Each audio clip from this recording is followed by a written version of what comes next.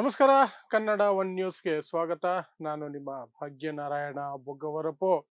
ಬಿಹಾರದಲ್ಲಿ ಚುನಾವಣೆಗಳ ಸಂದರ್ಭದಲ್ಲಿ ಇನ್ನೇನು ಚುನಾವಣೆ 1.5-2 ತಿಂಗಳಿದೆ ಅನ್ಬೇಕಾದ್ರೆ ಹೊಸ ಯೋಜನೆಯನ್ನ ಅಲ್ಲಿನ ನಿತೀಶ್ ಕುಮಾರ್ ಸರ್ಕಾರ ಘೋಷಣೆ ಮಾಡಿತ್ತು. ಮಹಿಳೆಯರನ್ನ ಟಾರ್ಗೆಟ್ ಮಾಡಿಕೊಂಡು ಘೋಷಣೆ ಮಾಡಿದ್ರು. ತಕ್ಷಣಕ್ಕೆ ನಿಮ್ಮ ಅಕೌಂಟ್ಗಳಲ್ಲಿ 10,000 ರೂಪಾಯಿ ಹಾಕ್ತೀವಿ. ಮುಂದಿನ ದಿನಗಳಲ್ಲಿ ನೀವು ಯಾವುದಾದ್ರೂ ವ್ಯಾಪಾರ ಮಾಡೋದಕ್ಕೆ ಇಚ್ಛೆ ಪಟ್ರೆ ಅದಕ್ಕೆ ವ್ಯಾಪಾರಕ್ಕೆ ಅನುಗುಣವಾಗಿ 2-2.5 ಲಕ್ಷದವರೆಗೆ ನಿಮ್ಗೆ ದುಡ್ಡು ಕೊಡ್ತೀವಿ, ತಗೊಳ್ಳಿ ಅಡ್ವಾನ್ಸ್ 10,000 ರೂಪಾಯಿ ಅಂತ ಎಲೆಕ್ಷನ್ ನಡೆಯುವ ಸಂದರ್ಭದಲ್ಲಿಯೂ ಸಹ, ಮತದಾನದ ದಿನದ ಆ ಕಡೆ ಈ ಕಡೆಯೂ ಸಹ 10,000 ರೂಪಾಯಿ ಹಾಕಿದ್ರು. ಈಗ ಹೊಸ ಸರ್ಕಾರ ಬಂದು 1 ತಿಂಗಳಾಯ್ತು. ಸರಿಯಾಗಿ 1 ತಿಂಗಳಿಗೆ ಆ ಯೋಜನೆಯನ್ನ ರದ್ದು ಮಾಡಿದ್ದಾರೆ. ಆ ಯೋಜನೆಯ ವೆಬ್ಸೈಟ್ಗೆ ಹೋದ್ರೆ ಹೊಸದಾಗಿ ಅರ್ಜಿ ಸಲ್ಲಿಸೋದಕ್ಕೆ ಅವಕಾಶವನ್ನೇ ಇಲ್ಲ. ಅದನ್ನ ತೆಗೆದು ಬಿಸಾಕಿದ್ದಾರೆ. ಇನ್ನು ಯಾರಿಗೂ ಸಹ ಹೊಸದಾಗಿ ಅರ್ಜಿ ಹಾಕೋದಕ್ಕೆ ಅವಕಾಶ ಇರಲ್ವಂತೆ. ಆಲ್ರೆಡಿ ಹಾಕಿರೋರಿಗೆ ಏನು ಕೊಡಬೇಕು, ಎಷ್ಟು ಕೊಡಬೇಕು, ಯಾವಾಗ ಕೊಡಬೇಕು ಅನ್ನೋದ್ರ ಬಗ್ಗೆ ಮುಂದಿನ ದಿನಗಳಲ್ಲಿ ತಿಳಿಸ್ತೀನಿ ಅಂತ ಬಿಹಾರದ ಸರ್ಕಾರ ಹೇಳ್ಕೊಂಡಿದೆ. ಅಲ್ಲಿಗೆ 10,000 ರೂಪಾಯಿ ಅನ್ನುವಂತಹದ್ದು ಒಂದು ಜುಮ್ಲಾ. ಆ ಜುಮ್ಲಾ ಯೋಜನೆಯನ್ನ ಮಾಡಿ ಆ ಮೂಲಕ ಬಿಹಾರದಲ್ಲಿ ಚುನಾವಣೆಗಳನ್ನ ಗೆದ್ರ, ಅದೊಂದು ಪ್ರಶ್ನೆ ಬಂದೇ ಬರುತ್ತೆ. ಸೊ ಅದನ್ನ ಕ್ಲಾರಿಫಿಕೇಶನ್ ಕಂಪ್ಲೀಟ್ ಆಗಿ ನೋಡೋದಾದ್ರೆ ಏನೆಲ್ಲ ನಡೀತು ಅಂತ. ಚುನಾವಣೆಗಳು ಹತ್ತಿರ ಬಂದ ತಕ್ಷಣನೇ ಎಲ್ಲ ಸರ್ಕಾರಗಳು, ಯಾವುದೇ ಪಕ್ಷದ ಸರ್ಕಾರ ಇರಬಹುದು, ಕೆಲವು ಯೋಜನೆಗಳನ್ನ ಜಾರಿ ಮಾಡುವಂತಹ ಪ್ರಯತ್ನ ಮಾಡ್ತಾರೆ. ಆದ್ರೂ ಅದು ಆಕ್ಚುಲ್ ಆಗಿ ಚುನಾವಣೆಗಳು ಹತ್ತಿರ ಇರುವಂತಹ ನಿಯರೆಸ್ಟ್ ಬಡ್ಜೆಟ್ ನಲ್ಲಿ ಮಾಡುವಂತಹ ಪ್ರಯತ್ನವನ್ನು ಮಾಡ್ತಾರೆ. ಆದರೆ ಬಿಹಾರದಲ್ಲಿ ಯಾವಾಗ NDAಗೆ ಸೋಲಾಗುವ ಸಾಧ್ಯತೆಗಳಿದೆ ಅನ್ನುವಂತಹ ಸಮೀಕ್ಷೆಗಳು ಬರೋದಕ್ಕೆ ಶುರುವಾಯಿತು, ಅಥವಾ ಟೈಟ್ ಫೈಟ್ ಇದೆ ಅನ್ನುವಂತಹ ಸಮೀಕ್ಷೆಗಳು ಬರೋದಕ್ಕೆ ಶುರುವಾಯಿತು, ಏನಾದರೂ ಮಾಡಿ ಅದನ್ನ ಉಲ್ಟಾ ಮಾಡಬೇಕು, ಚುನಾವಣೆಗಳನ್ನ ಗೆಲ್ಲಬೇಕು ಅಂತ ಅವ್ರಿಗಿದ್ದಿದ್ದು 2 ಆಯ್ಕೆಗಳು. ಒಂದು, ಚುನಾವಣಾ ಆಯೋಗವನ್ನ ಯಾವುದಾದ್ರೂ ಒಂದು ಮಾರ್ಗದಲ್ಲಿ ಬಳಸ್ಕೊಳ್ಳೋದು. ಇನ್ನೊಂದು, ಜನರ ಖಾತೆಗೆ ನೇರವಾಗಿ ದುಡ್ಡು ಕೊಡುವ ಮೂಲಕ, ಅಫಿಷಿಯಲ್ ಲಂಚ ಅಂತ ಅಪಪ್ರಚಾರ ಆದ್ರೂ ಪರವಾಗಿಲ್ಲ, ಬಟ್ ವೋಟ್ ಬರುತ್ತೆ ನಮಗೆ ಅನ್ನುವಂತಹ ಯೋಚನೆ. ಸೊ ಏನ್ ಮಾಡಿದ್ರು, ಮೊದಲಿಗೆ SIR ಅಂತ ತಂದ್ರು. ಚುನಾವಣಾ ಆಯೋಗವನ್ನ ಹೇಗೆ ಬಳಸ್ಕೊಳ್ಳೋದು ಅನ್ನೋದ್ರ ಬಗ್ಗೆ SIR, ಸ್ಪೆಷಲ್ ಇಂಟೆನ್ಸಿವ್ ರಿವಿಷನ್ ಅಂತ ತಗೊಂಬಂದ್ರು. ಸೊ ಆ ಮೂಲಕ ಲಕ್ಷಾಂತರ ಜನರ ಹೆಸರುಗಳನ್ನ ಮತದಾರರ ಪಟ್ಟಿಯಿಂದ ತೆಗೆದು ಹಾಕೋದು, ಆ ಗೊಂದಲ ಸೃಷ್ಟಿ ಮಾಡೋದು, ಅವರು ಮರು ಅರ್ಜಿಯನ್ನು ಸಲ್ಲಿಸೋದು, ಕೋರ್ಟ್ಗೆ ಹೋಗೋದು, ಸತ್ತೋಗಿದ್ದಾರೆ ಅನ್ನುವಂಥವ್ರು ಎದ್ದು ಬಂದು ಹೇಳಿಕೆಗಳನ್ನ ಕೊಡೋದು, ವಿರೋಧ ಪಕ್ಷಗಳನ್ನು ಬಿಸಿ ಮಾಡಿಬಿಟ್ರು. ವಿರೋಧ ಪಕ್ಷಗಳು ಇದನ್ನ ಇಟ್ಕೊಂಡು ಮೆರವಣಿಗೆಗಳನ್ನ ಅಥವಾ ರ್ಯಾಲಿಗಳನ್ನ ಮಾಡುವಂತಹದ್ದು, ಯಾತ್ರೆಗಳನ್ನ ಮಾಡುವಂತಹದ್ದು. ವೋಟ್ ಚೋರಿ ಆಗ್ತಿದೆ.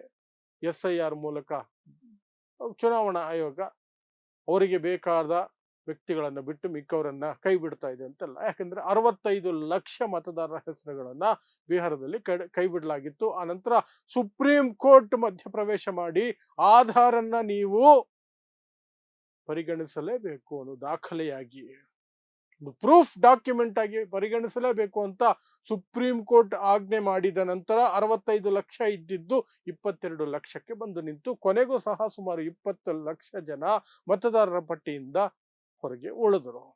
ಅದೊಂದೇ ಸಾಲದಲ್ಲ, ಇನ್ನೇನಾದ್ರೂ ಮಾಡಬೇಕು ಅಂದಾಗ್ಲೇ ಇವರಿಗೆ ಈ 10,000 ರೂಪಾಯಿ ಯೋಜನೆಯ ಪ್ಲಾನ್ ಬಂತು. ಯಾವುದೇ ರೀತಿಯಾದಂತಹ ಏನು ಪ್ರೀ ಪ್ಲಾನ್ ಇಲ್ಲ, ಎಂಥದ್ದು ಇಲ್ಲ. ದಿಢೀರ್ ಅಂತ ಒಂದು ಘೋಷಣೆಯನ್ನ ಮಾಡಿದ್ರು. 10,000 ರೂಪಾಯಿ ಮಹಿಳೆಯರ ಸಬಲೀಕರಣ ಅಥವಾ ಮಹಿಳೆಯರಿಗೆ ಸ್ವಉದ್ಯೋಗ ಯೋಜನೆ ಅಂತ ಒಂದು ಮಾಡಿ, ನಿಮ್ಮ ಖಾತೆಗಳಿಗೆ ಸುಮ್ಮನೆ ಬ್ಯಾಂಕ್ ಅಕೌಂಟ್ ನಂಬರ್ ಕೊಡಿ, ನಿಮ್ಮ ಅಕೌಂಟ್ಗೆ ದುಡ್ಡು ಬಂದು ಬೀಳುತ್ತೆ. ಬೇರೆ ಏನು ಕೇಳಲ್ಲ ನಾವು. ಒಂದು ಅರ್ಜಿ ತುಂಬಿ ಆ ಅರ್ಜಿಯಲ್ಲಿ ನಿಮ್ಮ ಬ್ಯಾಂಕ್ ಖಾತೆ ನಂಬರ್ ಕೊಡಿ, ನಿಮ್ಮ ಅಕೌಂಟ್ಗೆ 10,000 ರೂಪಾಯಿ ಬಂದು ಬೀಳುತ್ತೆ. ಅದು ವಾಪಸ್ ಕೊಡೋ ಅವಶ್ಯಕತೆ ಇಲ್ಲ. ಮುಂದಿನ ದಿನಗಳಲ್ಲಿ ನೀವು ಏನ್ ಮಾಡ್ತೀರಿ ಅಂತ ಹೇಳಿದ್ರೆ ಅದಕ್ಕೆ ಅನುಗುಣವಾಗಿ ದುಡ್ಡು ಕೊಡ್ತೀವಿ.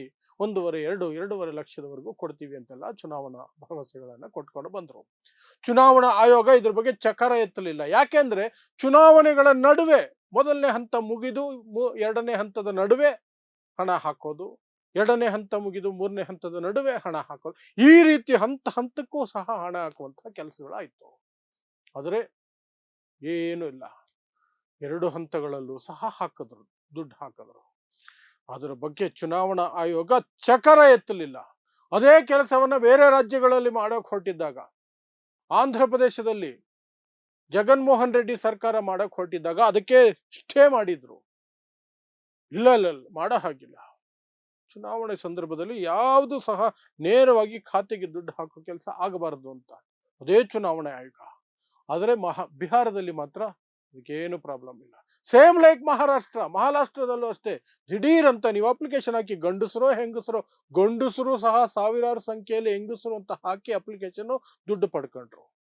ನಿಮ್ಮ ಅಕೌಂಟಿಗೆ 3,000 ಬಂದು ಬೀಳುತ್ತೆ. ಹಾಕಿ ನೀವು ಅಪ್ಲಿಕೇಶನ್.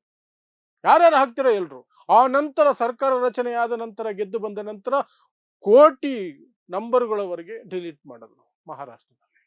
ಇವರೆಲ್ಲ ಅಕ್ರಮ ಅಥವಾ ಇವರೆಲ್ಲ ಅದಕ್ಕೆ ಅರ್ಹರಲ್ಲ ಈ ರೀತಿಯಾಗಿ. ಅದೇ ರೀತಿ ಬಿಹಾರದಲ್ಲಿ ಈಗ ಆ ವೆಬ್ಸೈಟ್ ಇತ್ತಲ್ಲ, 10,000 ರೂಪಾಯಿಗೆ ಅಪ್ಲೈ ಮಾಡೋ ವೆಬ್ಸೈಟ್, ಆ ವೆಬ್ಸೈಟ್ಗೆ ಹೋದ್ರೆ ಫ್ರೆಶ್ ಅಪ್ಲಿಕೇಶನ್ ಆಪ್ಷನ್ನೇ ಇಲ್ಲ. ಫ್ರೆಶ್ ಆಗಿ ನೀವು ಇನ್ಯಾರು ಹೊಸದಾಗಿ ಸೇರೋದಕ್ಕೆ ಸಾಧ್ಯನೇ ಇಲ್ಲ. ಸರಿ, ಇದನ್ನ ನೀವು ಚುನಾವಣೆ ಸಂದರ್ಭದಲ್ಲಿ ಹೇಳಿದ್ರ ಅಂತ ಕೇಳಿದ್ರೆ ಅದನ್ನು ಹೇಳಬೇಕಾ? ಪ್ರತಿಯೊಂದಕ್ಕೂ ಒಂದು ಟೈಮ್ ಲಿಮಿಟ್ ಅಂತ ಇರುತ್ತೆ. ಟೈಮ್ ಲಿಮಿಟ್ ಮುಗಿದಿದೆ ಅಂದ್ರೆ ಇವರೇ ಒಂದು ಟೈಮ್ ಲಿಮಿಟ್ ಫಿಕ್ಸ್ ಮಾಡ್ಕೊಂಡು ಅದನ್ನ ಮನಸ್ಸಿನ ಒಳಗಿಟ್ಕೊಂಡು ಇವ್ರು ಕೆಲಸ ಮಾಡ್ತಿರ್ತಾರೆ. ಜನ ದಿಢೀರ್ ಅಂತ ಒಂದು ದಿನ ಅಪ್ಲೈ ಮಾಡಕ್ಕಾಗಲ್ಲ ಅಂದ್ರೆ ಮಾಡಕ್ಕಾಗಲ್ಲ, ಅಷ್ಟೇ, ಟೈಮ್ ಮುಗಿದೋಯ್ತು ಅಂತ ಅವ್ರು ತಿಳ್ಕೋಬೇಕು. ಮೊದಲೇ ಅವ್ರು ಹೇಳಲ್ಲ ಇಂಥ ಡೇಟ್ಗೆ ಮುಗಿದೋಗುತ್ತೆ ಅಂತ. ಈಗ ಸರ್ಕಾರ ಹೇಳ್ತಿದೆ ಡಿಸೆಂಬರ್ 31ಗೆ ಅದು ಲಾಸ್ಟ್ ಮುಗಿದೋಯ್ತು, ಇನ್ಮೇಲೆ ಯಾರು ಅಪ್ಲೈ ಮಾಡಂಗಿಲ್ಲ ಅದಕ್ಕೆ ಅಂತ. ಸರಿ, ಆಲ್ರೆಡಿ 10,000 ಕೊಟ್ಟಿದ್ದೀರಲ್ಲ, ಅವ್ರ ಗತಿ ಏನು ಅಂದ್ರೆ ಅವ್ರು ನೋಡೋಣ ಮುಂದಿನ ದಿನಗಳಲ್ಲಿ ಅವ್ರಿಗೆ ದುಡ್ಡು ಹಾಕೋ ಪ್ರಯತ್ನ ಮಾಡ್ತೀವಿ ಅಂತ. ಅದರಲ್ಲೂ ಸಹ ಫಿಲ್ಟ್ರೇಷನ್ ಅಂತೆ, ಗಂಡಸರು ಸಾಕಷ್ಟು ಜನ ತಗೊಂಡಿದ್ದಾರಂತೆ, ಅದನ್ನ ಮತ್ತೆ ಏನೋ ಫಿಲ್ಟರ್ ಮಾಡ್ತಿದಾರಂತೆ, ಏನೇನೋ ಕಥೆಗಳನ್ನು ಮಾಡ್ತಿದ್ದಾರೆ. ಎಲ್ಲವೂ ಸಹ ಮಹಾರಾಷ್ಟ್ರ ಆಗಿರ್ಬೋದು, ಬಿಹಾರ ಆಗಿರಬಹುದು, ಮಹಿಳೆಯರನ್ನ ಸೆಳೆಯೋದಕ್ಕೆ ಈ ರೀತಿಯ ಒಂದು ಯೋಜನೆಯನ್ನ ಬಿಟ್ಬಿಡೋದು. ಅದು ಏನಾಗುತ್ತೋ ಆಗ್ಲಿ, ದುಡ್ಡು ಹಾಕ್ಬಿಡೋದು, 25-30 ಸಾವಿರ ಕೋಟಿ ಹಾಕ್ಬಿಡೋದು. ಚುನಾವಣೆ ಗೆದ್ದ ಮೇಲೆ ನೋಡೋಣ, ಆಮೇಲೆ ಫಿಲ್ಟರ್ ಮಾಡೋದು, ಆಮೇಲೆಲ್ಲ ಮಾಡೋದು, ಅದು ಹಾಕೋದು. ಯಾರಪ್ಪನ ದುಡ್ಡು? ಯಾರಪ್ಪಂದು ಅಲ್ಲ, ಜನರ ದುಡ್ಡು ಜನಕ್ಕೆ ಕೊಡೋದು. ಮತ್ತೆ ನಮ್ಮ ದೇಶದ ಮತದಾರರು ಹಾಗೇನೆ ದುಡ್ಡು ನೋಡಿದ ತಕ್ಷಣ ಬಾಯಿ ಬಿಟ್ಕೊಂಡು ಓಟ್ ಹಾಕ್ತಾರೆ. ಇವತ್ತಲ್ಲ, ಮೊದಲಿನಿಂದಲೂ ಅಷ್ಟೇ, ಕಾಂಗ್ರೆಸ್ ಇದ್ದಾಗ್ಲೂ ಅಷ್ಟೇ, ಈಗ ನರೇಂದ್ರ ಮೋದಿ ನೇತೃತ್ವದ BJP, NDA, ಇನ್ನಂಥದ್ದು ಯಾವುದಿದ್ರು ಅಷ್ಟೇನೆ.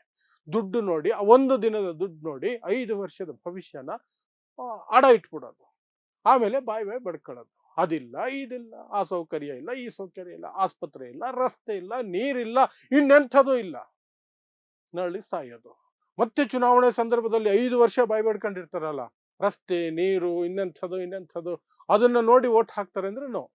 ಮತ್ತೆ ದುಡ್ಡು ನೋಡಿ ಓಟ್ ಹಾಕೋದು, ಮತ್ತೆ ಬಾಯಿ ಬಡ್ಕೊಳ್ಳೋದು. ಏನೋ ಒಟ್ಟಿನಲ್ಲಿ ಬಿಹಾರದ ಮಹಿಳೆಯರಿಗೆ ಉಂಡೆನಾಮ ಹಚ್ಚಿದ್ದಾರೆ. ಹೊಸದಾಗಿ ಯಾರು ಅಪ್ಲೈ ಮಾಡೋ ಹಾಗಿಲ್ವಂತೆ. 10,000 ರೂಪಾಯಿ ಯೋಜನೆ ಮುಗಿದು ಹೋಯ್ತಂತೆ.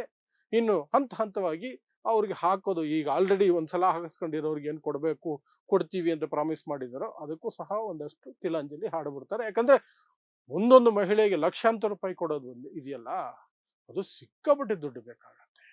ಅಷ್ಟು ದುಡ್ಡು ಬಿಹಾರದಲ್ಲಿಲ್ಲ. ಬಿಹಾರದ ಪರಿಸ್ಥಿತಿ ನಿಮ್ಗೆ ಗೊತ್ತು. ಅದು ಎಷ್ಟು ಡೆವಲಪ್ಡ್ ರಾಜ್ಯ, ಎಷ್ಟು ಅಭಿವೃದ್ಧಿ ಹೊಂದಿರೋ ರಾಜ್ಯ, ಎಷ್ಟು ದುಡ್ಡು ಬರುತ್ತೆ, ಎಷ್ಟು ಬಜೆಟ್ ಅದರದ್ದು ಎಲ್ಲ ನಿಮಗೆ ಗೊತ್ತಿರುತ್ತೆ. ಹಾಗಾಗಿ ದೇಶದಲ್ಲಿ ಅತ್ಯಂತ ಬಡ ರಾಜ್ಯಗಳಲ್ಲಿ ಒಂದಾಗಿರುವಂತಹ ರಾಜ್ಯದಲ್ಲಿ ಮಹಿಳೆಯರಿಗೆ ಲಕ್ಷಾಂತರ ರೂಪಾಯಿ ಕೊಟ್ಟು ಬಿಡ್ತಾರೆ ಅನ್ನೋದು ಸುಳ್ಳೆ. ಬಟ್ ಜನಕ್ಕೆ ಆಸೆ, 10,000 ಹಾಕಿಸ್ಕೊಂಡು ಓಟ್ ಹಾಕಿದ್ರೆ ಜನ ಆಯ್ತು, ಈಗ ಅದು ಕ್ಲೋಸ್. ಸೊ ಇದಿಷ್ಟು ಬಿಹಾರದಲ್ಲಿ ಹೊಸ ಸರ್ಕಾರ ರಚನೆಯಾಗಿ 1 ತಿಂಗಳು ಆ ಕಡೆ ಈ ಕಡೆ ಅವಧಿಗೆ 10,000 ರೂಪಾಯಿ ಮಹಿಳೆಯರ ಯೋಜನೆಯನ್ನ ಬಂದ್ ಮಾಡಿರುವ ಹಿನ್ನೆಲೆಯಲ್ಲಿ ನೀವು ಮುಂದಿಟ್ಟಿರುವಂತಹ ವಿಚಾರಗಳು. ಸೊ ನೋಡ್ತಾ ಇರಿ ಸಮಾಜಕ್ಕಾಗಿ ಕನ್ನಡ 1 ನ್ಯೂಸ್. ನಮಸ್ಕಾರ.